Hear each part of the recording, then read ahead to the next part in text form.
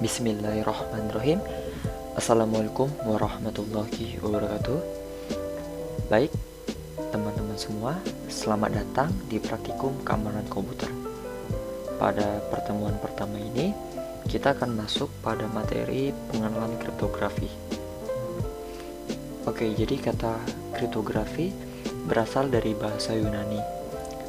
Kriptos yang berarti tersembunyi dan graphein yang berarti tulisan. Sehingga kata kriptografi dapat diartikan berupa frase tulisan tersembunyi. Menurut Request for Commons (RFC), kriptografi merupakan ilmu matematika yang berhubungan dengan transformasi data untuk membuat artinya tidak dapat dipahami, mencegahnya dari perubahan tanpa izin, atau mencegahnya dari penggunaan yang tidak sah. Baik, teman-teman semua, dalam proses kriptografi itu terdapat dua proses. Yang pertama, enkripsi. Nah, enkripsi itu sendiri merupakan transformasi dari plain text menjadi ciphertext. Yang kedua, ada proses dekripsi, merupakan transformasi dari ciphertext menjadi plain text. Nah, ciphertext itu sendiri merupakan informasi yang tidak bisa dimengerti maknanya, sedangkan plain text merupakan informasi yang dapat dimengerti maknanya. Kedua proses tersebut itu pasti menggunakan kunci rahasia. Oke, jadi di sini ada alur proses dari enkripsi maupun dekripsi. Misalnya ada suatu plain text yang mana akan kita enkripsi, lalu kita kasih kunci, maka menghasilkan suatu ciphertext. Dari ciphertext tadi kita akan lakukan dekripsi. Tetap kita kasih kunci, lalu akan menghasilkan suatu plain text. Oke, prinsip yang mendasari penggunaan kriptografi.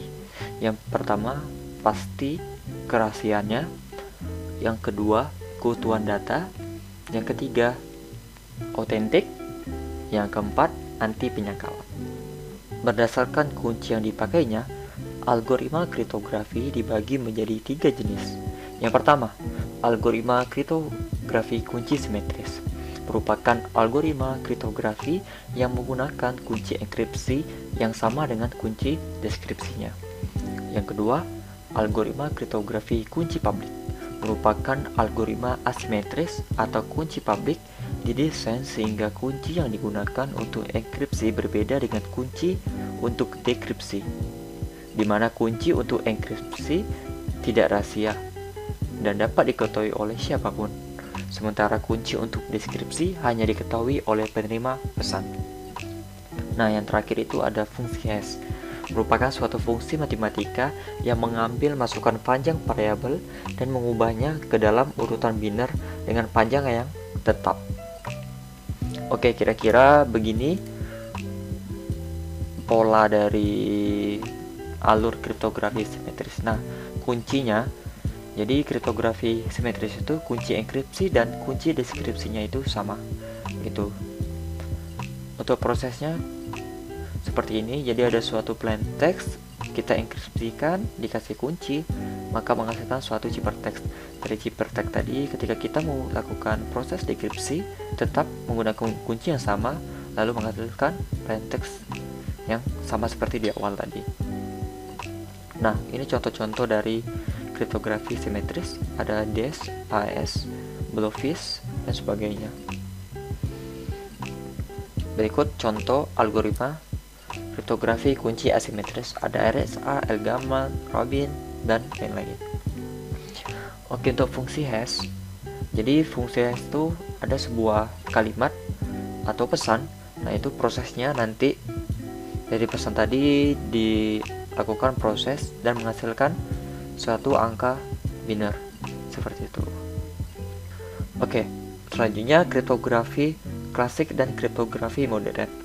Nah, kriptografi klasik merupakan kriptografi yang digunakan sejak sebelum era komputerisasi dan kebanyakan menggunakan teknik kunci simetris.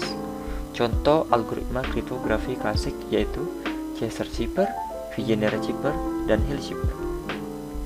Selanjutnya, kriptografi modern. algoritma kriptografi modern merupakan suatu perbaikan yang mengacu pada kriptografi klasik.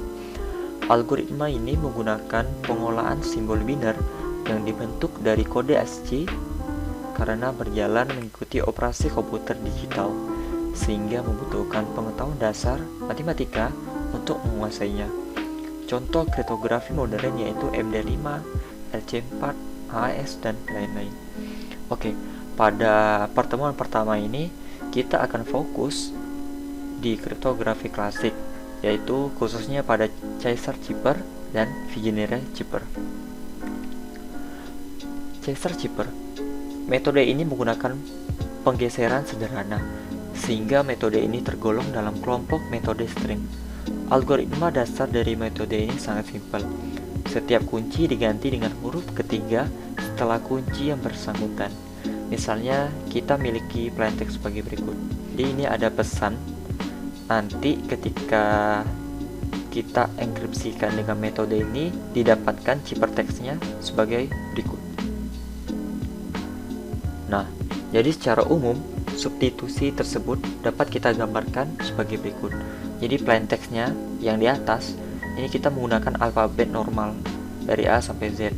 Karena tadi kita kasih key atau kuncinya itu huruf ketiga setelah kunci bersangkutan, berarti 3 huruf setelah huruf A itu kan huruf D. Jadi kita dapatkan ciphernya D sampai C seperti ini. Maka kita samakan I itu apa sih? Itu L. C itu F. A itu D. Nah, kita coba contoh yang berikutnya.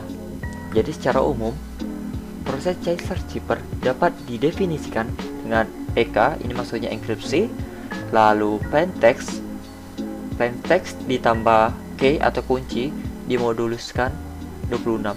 Karena 26 ini kita menggunakan alfabet. Dan untuk deskripsinya DK ini deskripsi, ciphertext dikurang key atau kunci dimoduluskan dengan 26 karena kita menggunakan alfabet. Jadi P ini plaintext, C ini ciphertext, dan K itu kunci atau key. Nah, modulus 26 digunakan untuk plaintext dengan basis 26 karakter. Sedangkan untuk plaintext dengan basis ASCII maka kita gunakan modulus 256. Nah, ini untuk yang alfabet 26. Di sini A-nya itu 0 karena indeksnya dimulai dari 0 sampai 25 itu Z. Nah, yang kode ASCII kita gunakan modulus 256. Kurang lebih nanti tabel ASCII kan seperti ini. Gitu. Oke, ini ada contoh. Misalnya kita ketahui nih plaintextnya itu mandala. Nah, kita kasih key-nya itu 20. Jadi kita masukkan play-nya mandala. Kita ketahui M itu 12 ketika kita lihat di alfabet. Jadi gampangnya untuk proses Caesar-Cipher ini kita buat dulu tabel bantu lah istilahnya. Jadi ada huruf A sampai Z seperti biasa alfabet, lalu di bawahnya itu kita bikin indeksnya. Jadi M itu 12, A itu 0, N itu 13, dan seterusnya. Lalu kita kasih key-nya 20. Oke, jadi karena tadi ada rumusnya plaintext ditambah key dimoduluskan 26, maka kita masukkan plaintextnya M itu 12 ditambah 20 jadi 32 dimoduluskan dengan 26. Nah, jadi secara gampangnya teman-teman semua, ketika ada suatu hasil plaintext tambah key itu hasilnya di atas 26, maka hasil ini dikurangi dengan 26 gitu.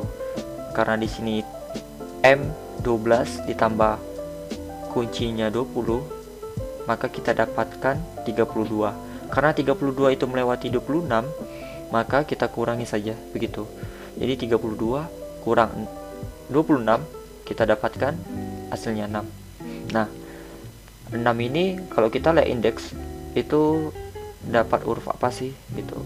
Nah, ternyata 6 itu huruf G, maka kita turunkan huruf G.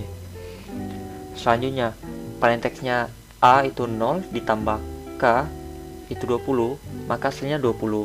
Nah, jadi kebalikan yang tadi, ketika ada huruf atau hasil dari P tambah K itu di atas 26, maka kita kurangi.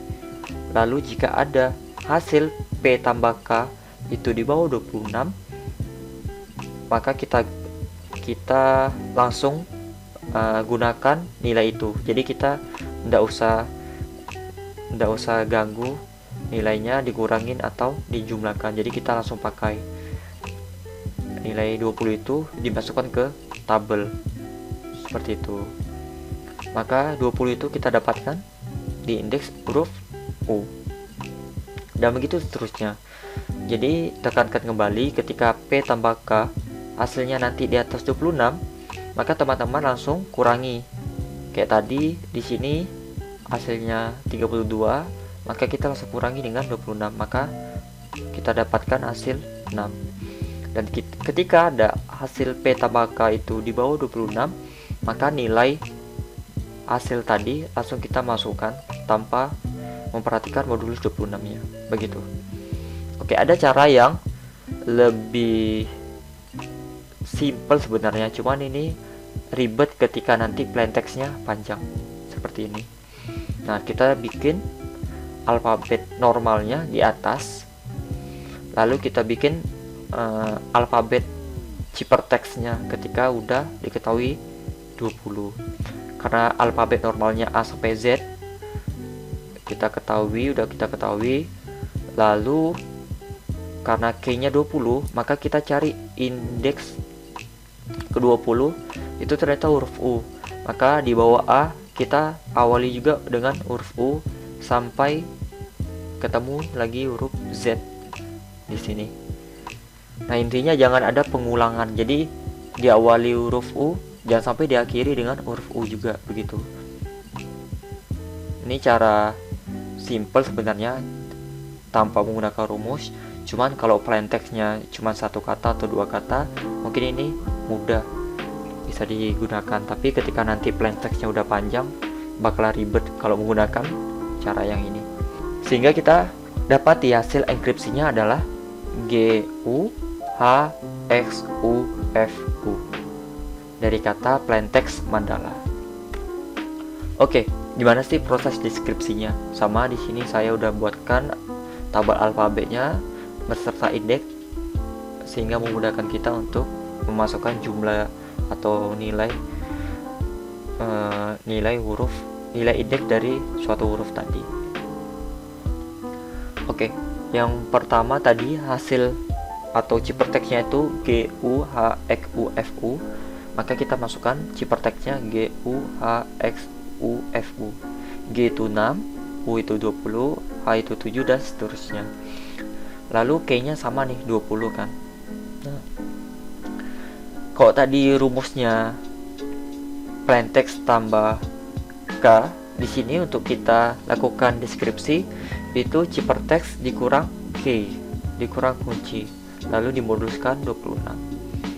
Nah, di sini kita dapati nih ciphertext-nya 6 dikurang 20, maka kita dapati minus 14. Nah, karena di sini G-nya 6 lalu dikurang dengan K-nya 20, maka kita dapati hasil minus 14. Seperti itu. Nah, kalau konsepnya di deskripsi, karena rumusnya tadi ciphertext dikurang kunci, ketika nanti hasilnya minus, maka cara mudahnya minus 14 langsung kita kurangi dengan 26, maka kita dapatilah hasil 12. Jadi kuncinya ketika hasilnya minus itu kita langsung jumlahkan dengan modulusnya, langsung kita jumlahkan dengan 26. Untuk U nya itu ciphertext-nya U dengan nilai 20, lalu K nya itu 20 juga, maka kita dapatkan 0, hasilnya positif, maka kita langsung gunakan 0 sebagai nilai untuk hasil pengurangan ciphertext dikurang K tanpa kita memperhatikan modulusnya lagi.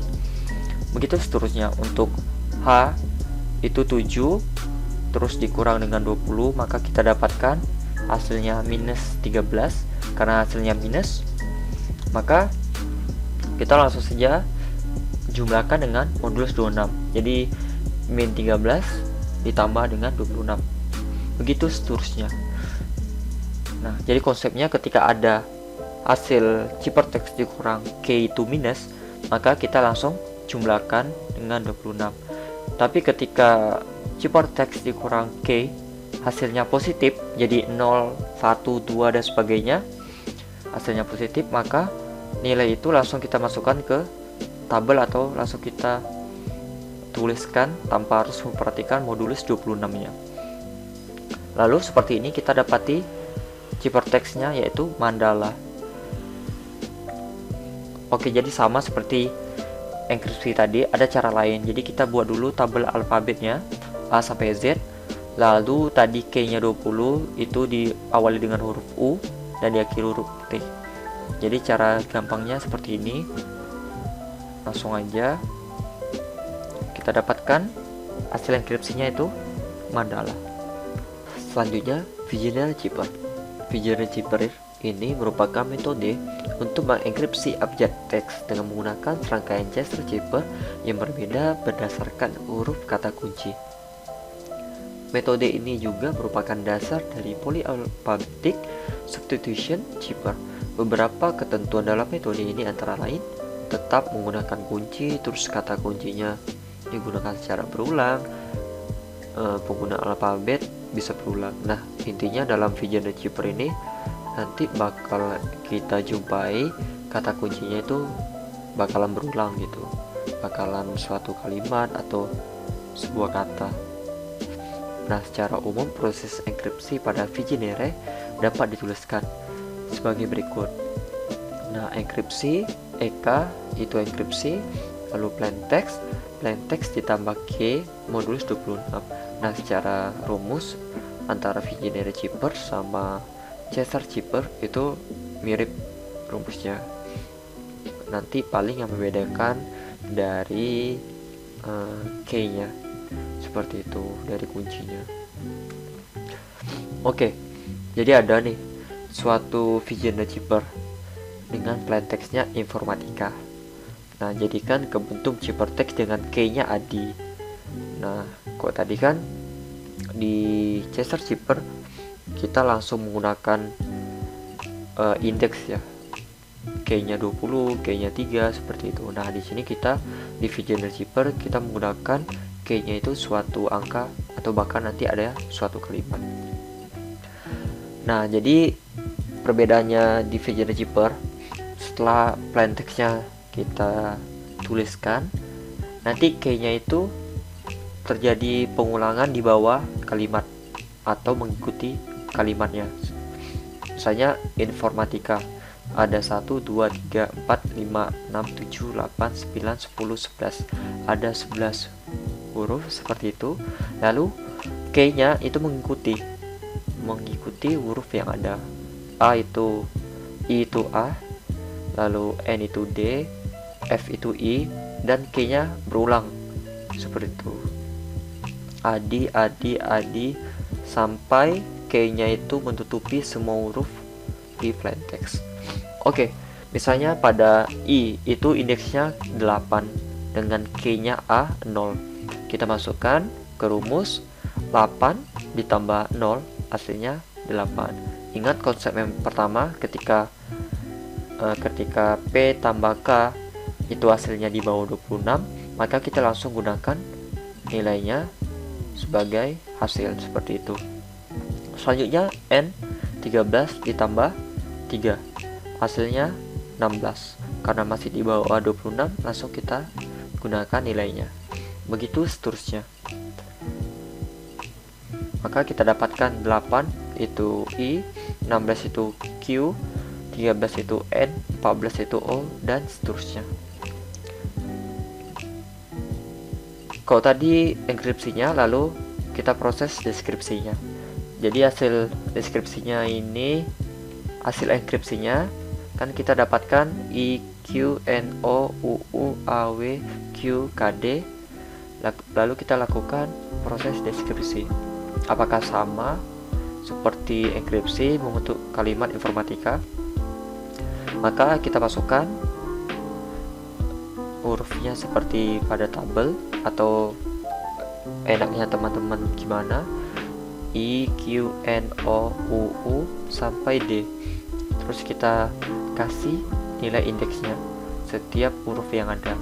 K-nya tetap sama, kita menggunakan KAD, lalu kita masukkan K-nya sesuai atau sebanyak huruf pada kata tersebut. Nah, di sini sama kayak di ChatGPT, ketika kita melakukan deskripsi maka plus tadi kita ganti dengan min. Jadi CipherText dikurang K atau kunci 8 dikurang 0, maka kita dapatkan hasilnya 8. Nah, karena tadi 8 itu plus, lalu kita abaikan saja modulus 26-nya. Langsung kita masukkan 8 sebagai nilainya. Oke, selanjutnya 16 dikurang dengan 3, hasilnya 13. Karena plus, maka kita masukkan 13 sebagai nilainya. Dan begitu seterusnya.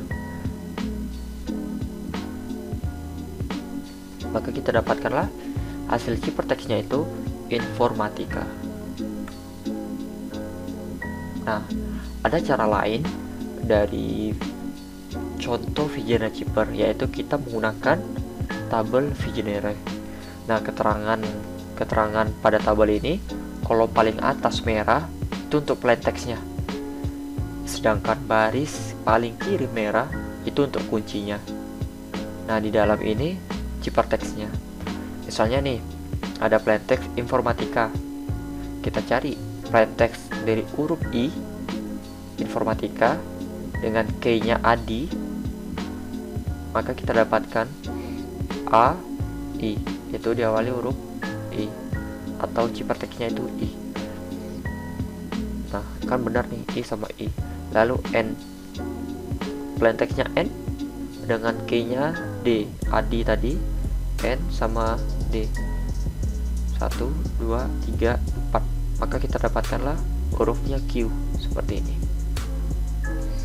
Dan begitu kebalikannya untuk kita deskripsikan dari CipherText ke plain text. Misalnya huruf I, kita perhatikan karena di dalam ini CipherText, maka kita cari I, lalu kita tentukan dengan kuncinya I dengan kunci A, maka kita dapatkan I. Lalu Q dengan kunci D, kita cari D, lalu cari Q, maka kita dapatkan N. N dengan kunci huruf I, kita cari huruf I di sini, lalu kita cari N, maka kita dapatkan huruf F. Seperti itu, teman-teman. Baik, teman-teman semua, begitulah pertemuan pertama kita tentang materi pengantar kriptografi. Semoga bermanfaat, teman-teman. Mohon maaf bila ada kata-kata yang salah. Saya akhiri dengan wabillahi taufiq wal hidayah. Wassalamualaikum warahmatullahi wabarakatuh.